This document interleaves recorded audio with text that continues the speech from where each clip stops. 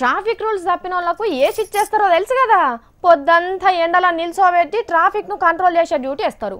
రోడ్ల మీద ఆగమాగం చేసిన వాళ్ళకు చెత్తేరుడు స్వచ్ఛ భారత్లో షెయి కలిపే పనిష్మెంట్లు వేస్తారు జడ్జీలు. జోర్దార్లో చాలాసార్లు చూసినాం కదా గసొంటి వార్తలు. మరి ఈ మేడానికి ఏ శిక్ష చేస్తే మంచిగా ఉంటుంది, ఏది సరిపోతుంది అంటారు? అయ్యో అసలు ఆ మేడం ఎవరో చెప్పలేదు కదా.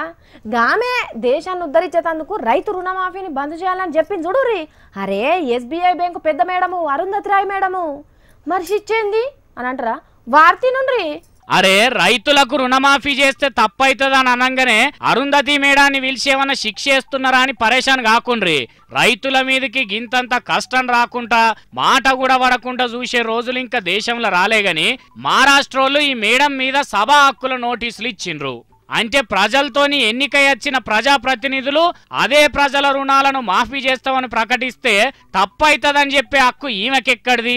ఈమె ఏ ఊరికన్నా సర్పంచా? కనీసం వార్డు నెంబర్ కూడా కానామే చట్టాల గురించి మాట్లాడితే మమ్మలను చిన్నతనం చేసినట్టే అని మహారాష్ట్రలో ప్రతిపక్ష లీడరు రాధాకృష్ణ అనే సారుకి నోటీసులు ఇచ్చిండు. మరి దానికి ఆమె ఏం చెప్తుందో గాని దానికి శిక్ష చేయాల్సి వస్తే మాత్రం జర మేము చెప్పేటి పరిశీలించుండ్రి సారు.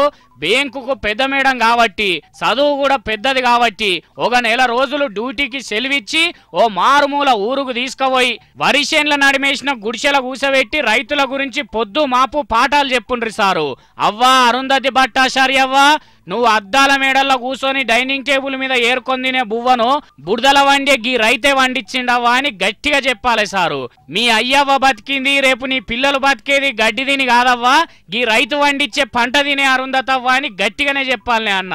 అంతెందుకు, నువ్వు కొలువు చేస్తున్న బ్యాంకులున్న పైసలన్నీ కార్పొరేటర్లో కంపెనీలు ఇంట్లో ముద్దరేసుకొని వచ్చిన పైకం కాదవ్వో అరుంధతవ్వో. దేశంలో ఉన్న ఎందరో కష్టజీవులు నెత్తురును చెమట చేసుకుంటా పైసకిలు వచ్చిందవ్వా. ఈ దేశానికి రైతే రాజు, రైతే ఎన్నుముక, అన్నపూర్ణ దేశం మనది అనే పేర్లన్నీ రైతులతోనే వచ్చినాయి తల్లి అని క్రమశిక్షణ నేర్పియుండ్రి సార్లు. జర మీకు దండం పెడతాం, ఇంకోసారి రైతుల గురించి ఎవ్వరు చిన్నతనంగా మాట్లాడకుండా బుద్ధొచ్చేటట్టు గట్టి పాఠాలు చెప్పుండ్రి సార్ అని అంటున్నారు రైతు బిడ్డలు.